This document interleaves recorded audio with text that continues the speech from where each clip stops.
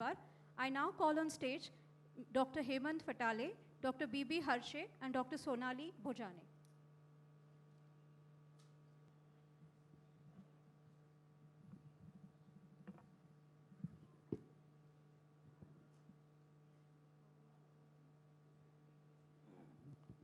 Very good morning, ladies and gentlemen.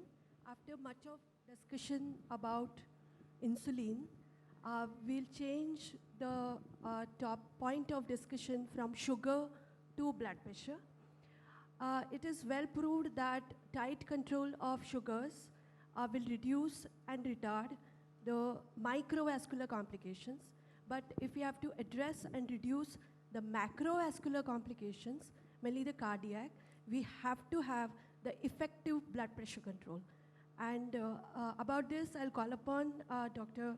Tiny Nair, who is an eminent cardiologist from Kerala, and he'll be speaking on emerging concepts in the management of hypertension in diabetes situations.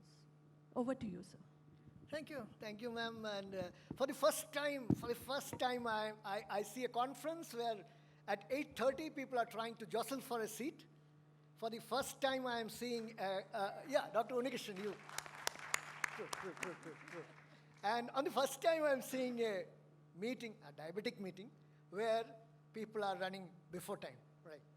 So, Dr. Unikishan called me a couple of days back and said, sir, can we do a session on hypertension? I said, yes, we would, because this is something that we enjoy doing.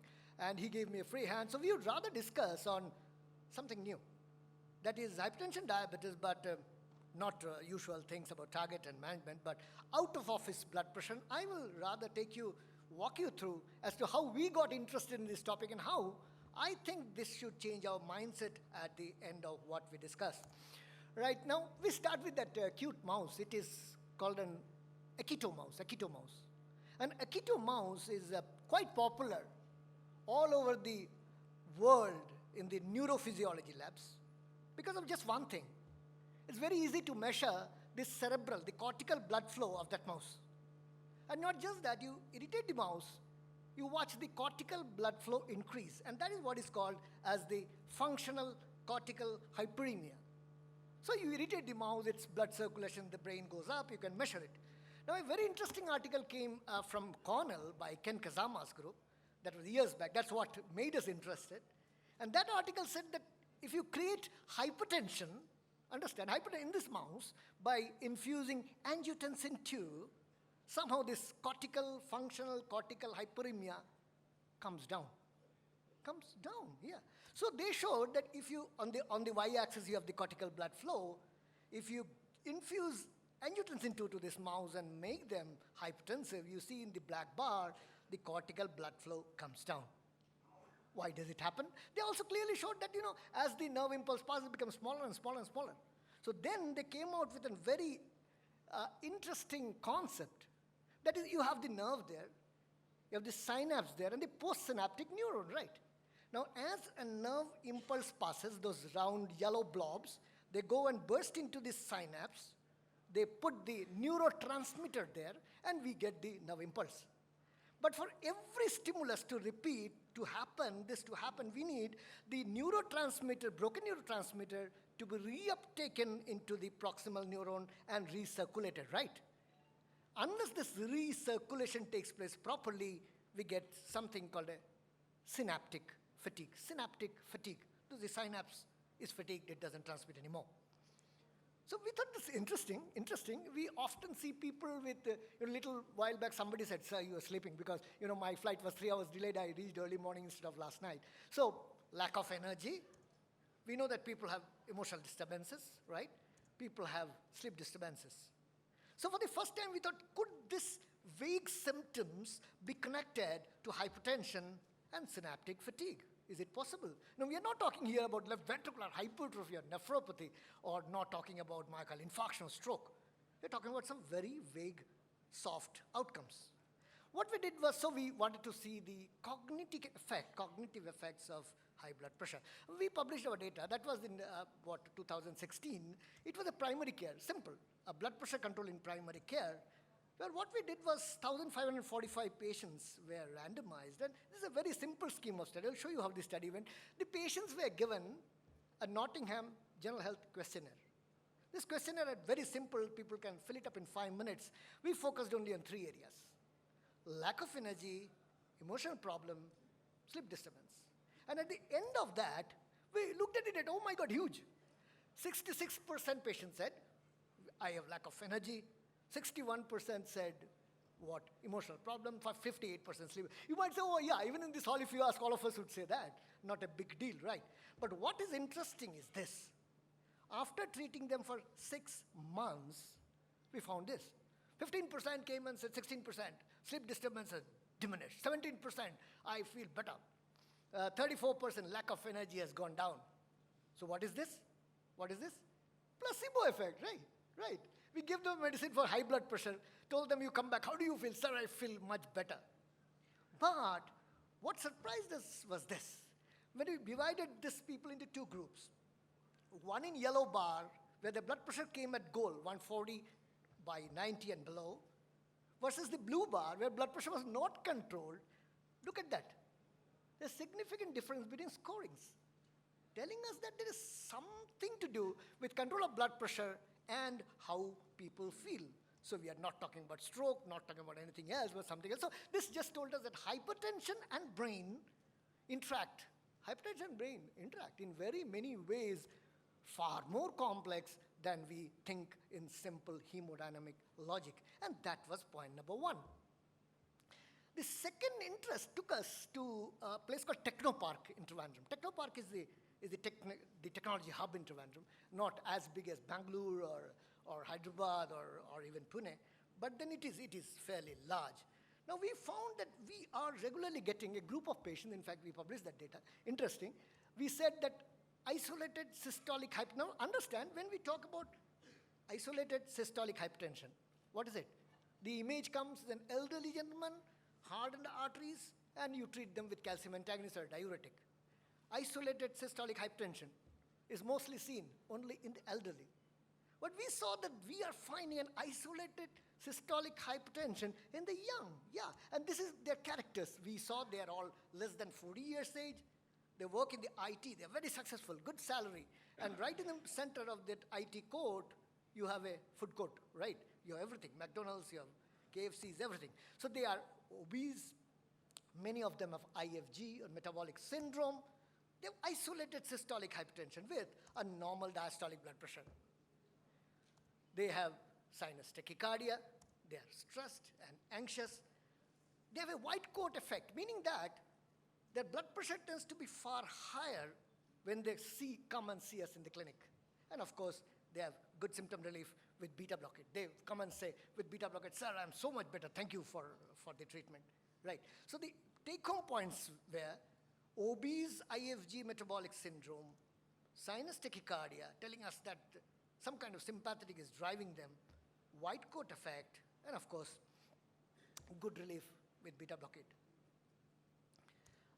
From there, we had this beautiful, unique tool of ambulatory blood pressure. So we deeply dived into the science of ambulatory blood. Everybody knows ambulatory blood pressure, and everybody talks about white coat hypertension. In fact, out of office hypertension, the first thing is white coat hypertension. We all know how a white coat hypertension looks like, right? This is the typical white coat hypertension where the blood pressure goes up. But we sometimes fail to ask, did you pick up a coffee outside the hall? Or the OPD, did you sleep last night? I didn't sleep last night, right? That is our picture in the OPD, people waiting with a token to enter my room, right? Is it a good place to record blood pressure? Not at all. They're angry, they're hungry, they're upset, their blood pressures are going to be high. So white coat effect comes in very many forms. If you look at an ambulatory blood pressure, for example, those who have not seen ambulatory blood pressure, you have a top band, which is a systolic blood pressure, a bottom band, that's a diastolic blood pressure. And as you can see, the line there, as the person came to the hospital, blood pressures are very high, went home, out of office, good. Again, came back to the hospital to give back the apparatus. Again, blood pressure is high. Typical white coat effect. And that is, if this happens in a hypertensive, we call it white coat effect. If this happens in a normotensive, just this response, what you see on the graph here, is a white coat hypertension. Very interestingly, this Bernstein's group brought out a data from Israel, and that upset the whole concept that we had. And that said, it's an about 395 small patient group, but it was very upsetting. Said white coat hypertension should not be treated in a diabetic. He said non-diabetic you treat, diabetic you don't treat. His reason was this. He said that if you see patients with diabetes which was followed up for 4 years' time, the chance of going into those who came with white coat diabetes, white coat hypertension, you treat them, you find that actually they do better. The hazard ratios are lower. If you see, there's a normal hazard ratio, and this diabetic patient has a lower hazard ratio. So he said, don't treat if there's a diabetic and a white coat hypertension. It looked so illogical. So we thought there must be something else. There must be some subsets who need treatment and who don't. And today we believe, understand, this is a very, very exciting thing.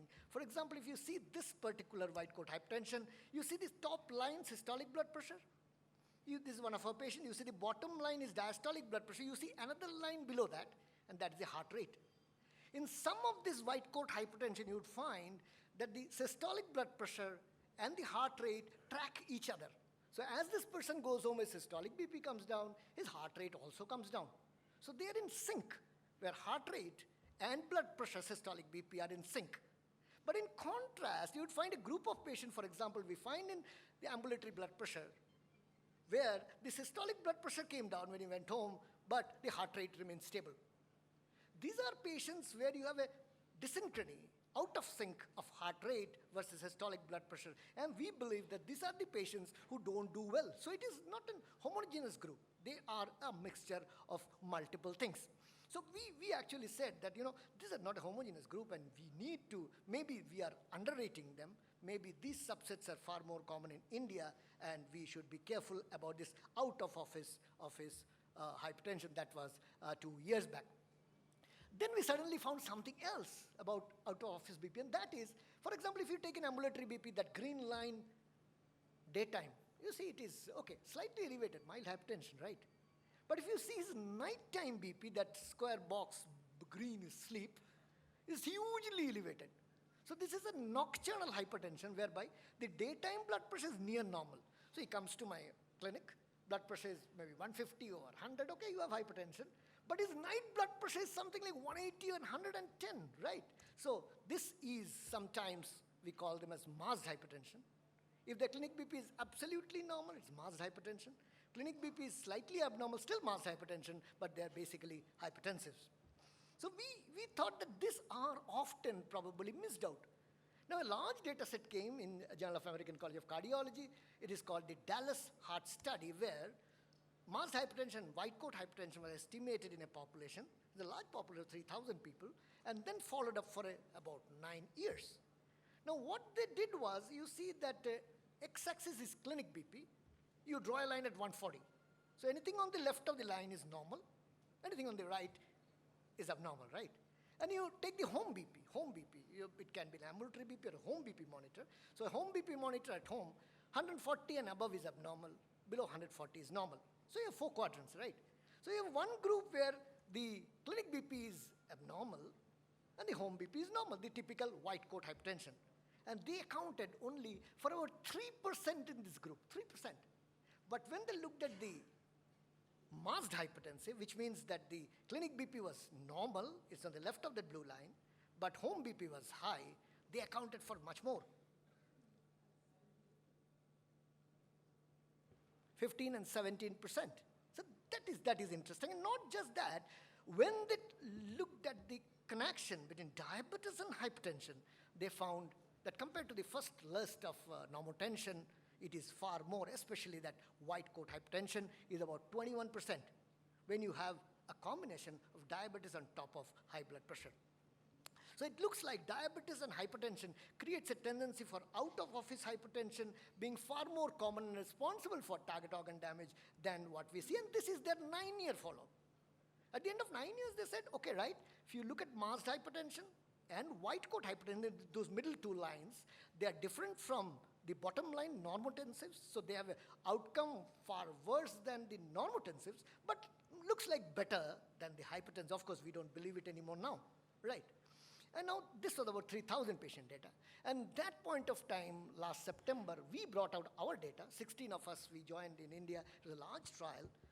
This came in Journal of Hypertension. And that's the largest database of ambulatory BP in the world. So we had 27,472 patients, ambulatory blood pressure monitoring data. We found, this is some summary, 12% of them has white coat hypertension, and 19%, 19.3, almost 20% has masked hypertension. So masked hypertension is far more common in India. In fact, there are quite a few publications which now shows that even in the Dallas Heart Study, if you take out, the Caucasians have far less masked hypertension. That's why no guideline talks about masked hypertension, right?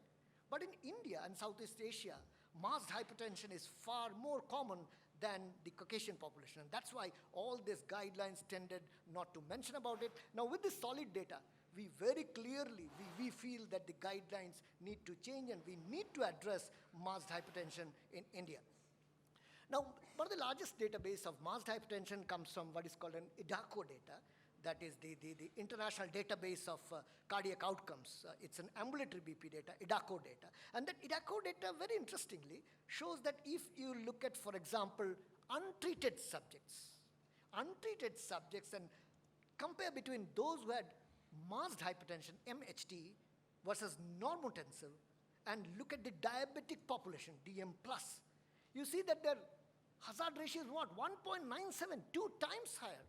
So they have a far higher risk of cardiovascular events compared to a non-diabetic. So diabetic hypertensive, the IDACO data very clearly says has a high risk. But the good news is here. Good news is here. You treat them properly and make sure that their out-of-office BP is controlled, not just the clinic BP.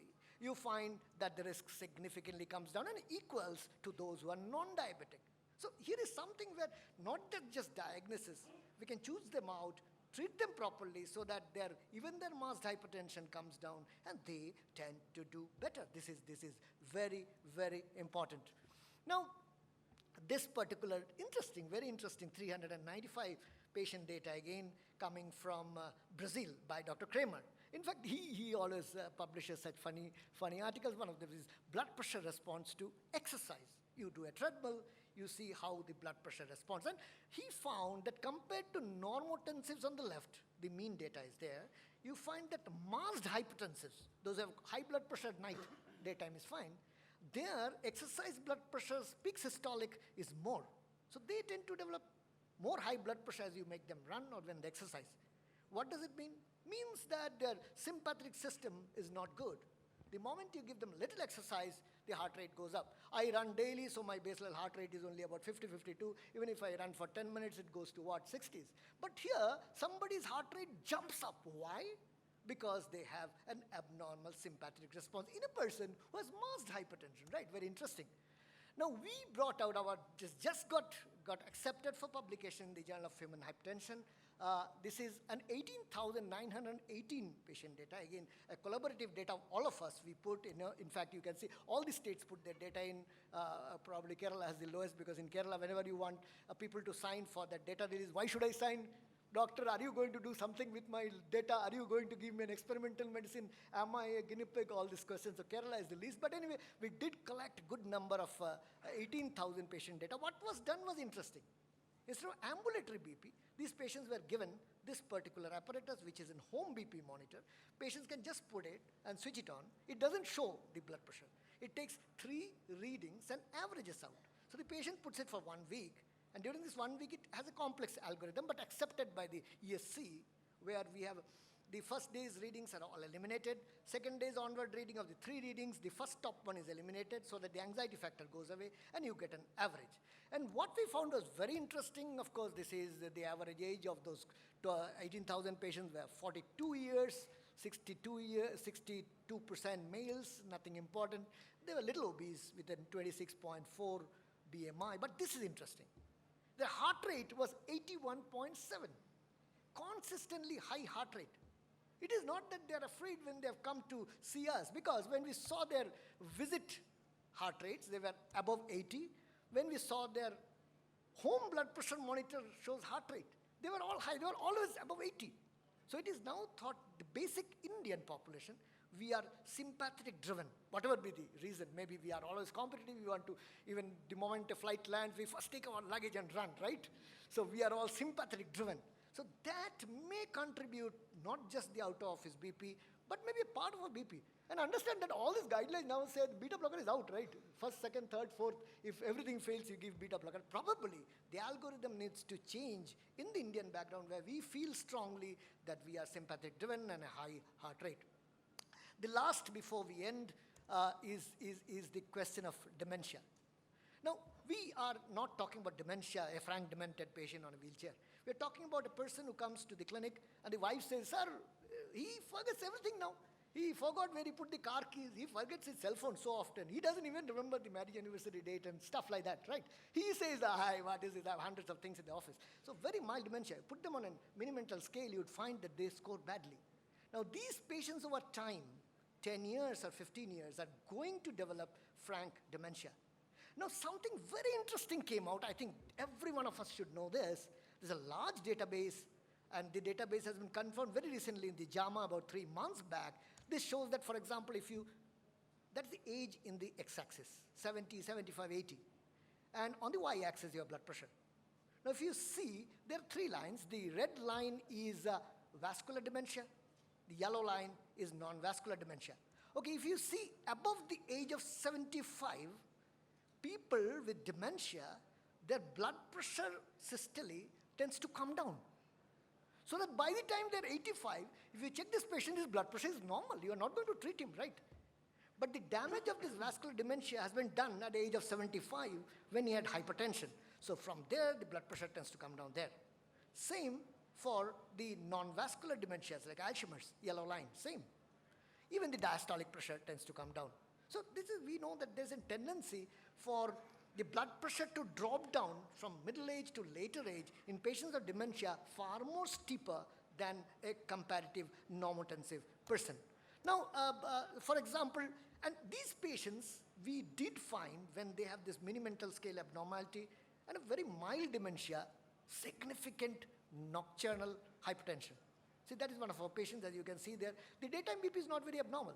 But you see the night BP is significantly elevated. That 00 is midnight, you see. There's no nocturnal dip, but it's significantly elevated. And there's no drop of heart rate at night. Normally, the heart rate should drop at night when we sleep, right?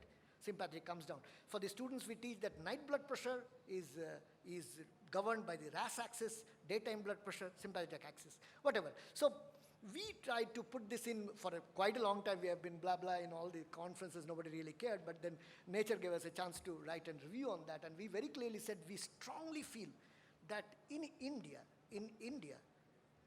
masked hypertension, nocturnal hypertension, is a culprit that drives vascular damage in the brain.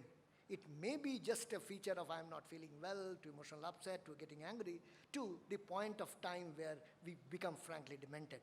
And not just that, with the huge data showing that all of our heart rates are higher, probably the algorithm that you have, the standard algorithm of ACE inhibitor ARB, you add calcium antagonists, add diuretics, and now if everything fails, add alpha blocker, and finally put in beta blockade, unless there is a specific indication for beta blockade, perhaps need to change. So in conclusion, ladies and gentlemen, hypertensive diabetics in India have a high cardiovascular event rate.